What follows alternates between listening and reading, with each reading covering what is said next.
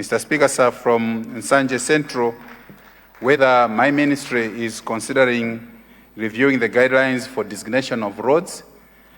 I would like to report that we've taken note of that guidance, particularly in view of the fact that we are now talking about decentralization that is coming in with the allocation of the 5 billion that is going to the constituency to support various development projects within the constituencies. That would also call for fresh identification and designation of the roads as to where that resource can be directed in developing, particularly the road infrastructure within the constituencies. The question from Mangochi West, Mr. Speaker, sir, to consider upgrading the Chantulo to Kasinje Road via Nankumba. I would like to respond by saying that we've taken note of this request. I consider this to be a fresh request which my ministry will look at, because when we are looking at the road projects, as I mentioned a couple of days ago, that oftentimes we do undertake some... People of Chikwawa West to ask a supplementary question to the Minister of Transport. I just want to find out from the Minister what plans are there for Chapananga Road and Chapananga Bridge. We now have the rains. Chapananga Road is impassable. The bridge we cannot pass.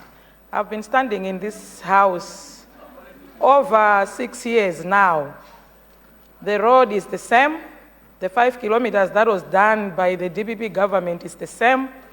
There's nothing that has happened on the road. 5 years, the road was coming up in every budget. It was mentioned in every SONA, but there's nothing, literally nothing on the ground. So I just want to find out from the minister, what plans are there for the people of Chapananga and Chapananga Bridge? Thank you very much, Right Honorable Speaker. Thank you, Chikwawa West. Zomba Malosa. Thank you so much, Right Honorable Speaker, for giving people of Zomba Malosa to ask a supplementary question to the Minister of Transport. I would like to ask the Minister of Transport that when they are considering people of Zomba Liganga, they should consider people of Zomba Malosa, especially the Songani Namasalima Road. It's a commercial road. Namasalima produces a lot of rice. And if this road, I'm very happy that the minister also comes from Zomba. So he knows that road very well and he knows the impact of that road. So I really like... Area 25, particularly from Zenza to Chifi, Chitukula headquarters, all the way to the Kamuzu International Airport. We've also taken note of this request and we'll put it amongst the other considerations that the ministry is looking at, so that when appropriate and adequate funding has been sourced, this road can be completed in accordance with the original plans and designs that were already there. I submit, Mr. Speaker, sir. Thank you. Thank you, Minister of Transport. Leader of the House, how do we proceed?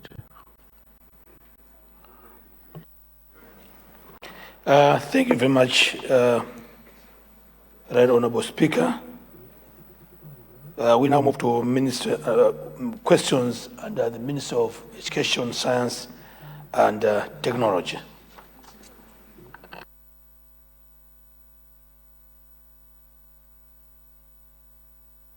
Thank you, Leader of the House. We now move to Minister of Education, Science and Technology. Question number 11, Salima Central West. Others walk 10 kilometers one way and 10 kilometers back to access secondary education at Chinguluwe CDSS. This is against the policy of the ministry on easy access to school. In line with the National Education Sector Investment Plan, one of the priority areas is to increase access, like I said, by building more secondary schools.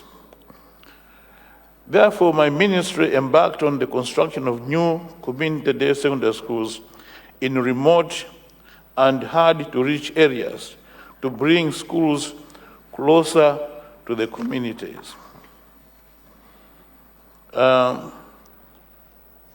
With support from USAID, we constructed Kote Kote CDSS with the aim of reducing the distance traveled by learners from Kote Kote to Karipirintiwa CDSS.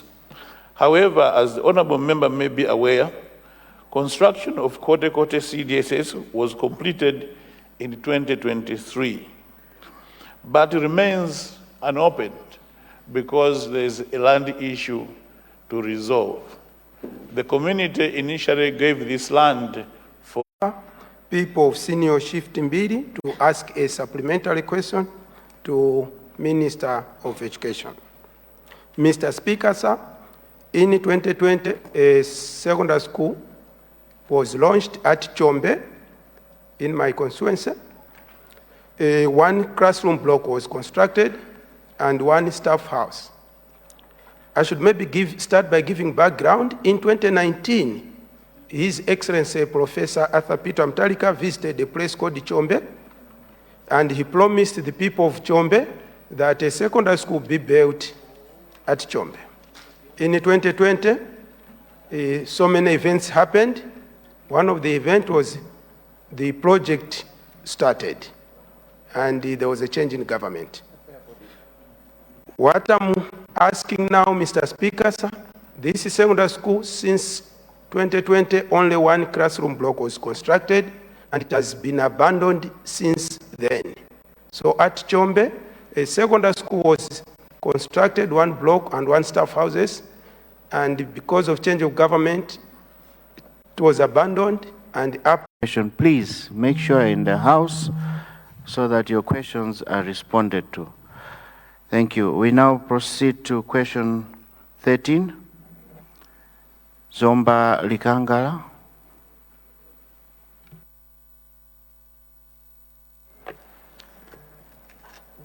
Thank you, Right Honorable Speaker. I stand to confirm question number 13, appearing in today's order paper, that is indeed coming from the people of Zomba Likangala, especially at the island side. Thank you very much. Thank you, Honorable Minister of Education, Science and Technology. Thank you very much, Mr. Speaker. And through you, let me thank the Honorable Member for Zomba Likangala for her questions. The questions are to ask the Minister of Education, Science and Technology to consider constructing school blocks in the following areas around Chis Island: Ngota Ngota in group Chisoni, Mulunguzi, Muluma in group Mchuka, and Chinguma. Mr. Speaker, sir, allow me to sincerely thank the Honorable Member for this very pertinent question. We share her vision of ensuring that adequate infrastructure is available in our schools. And to this end, I would like to assure the Honorable Member. Give me this space to speak. My question is to the Minister of Education, if he is aware that the education, it's a triangle between the teacher, the pupil, and the government itself. So we are talking much of infrastructure development of the school blocks, but we are not talking much on the teacher housing, because we have said that yes, we need more secondary schools where we want to make sure that the students are not having problems in attending the classes. But the challenge now is with the teacher, because the teacher, for one, to travel to the said schools is a challenge as well. So I don't know if you're aware that most of the schools have got that challenge. And the other challenge is that If you visit most of the secondary schools, they have a lot of donations of computers. But the secondary schools in the rural areas or most of the secondary schools, they don't have teachers who can teach computer lessons. So is the minister aware of that? Thank you, Mr. Speaker. Thank you. Blantyre City Southeast. So, Honorable, you took my constituency. I'm happy for you. Thank you very much. Thank you. Honorable Minister of Education.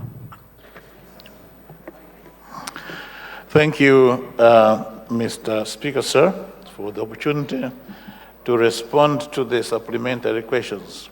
First, from the eminent member from Mulanje West, who is an educationist herself. Honorable member, the policy of the ministry is to ensure that our learners learn in infrastructure that is safe, but also of a standard accepted by the ministry. You might wish to know, Honorable Member. Rumpi East constituency. Honorable Rumpi East, Honorable Kimbi, please stand. Is she not in the house? Maybe she's trying to arrange lunch for the visitors.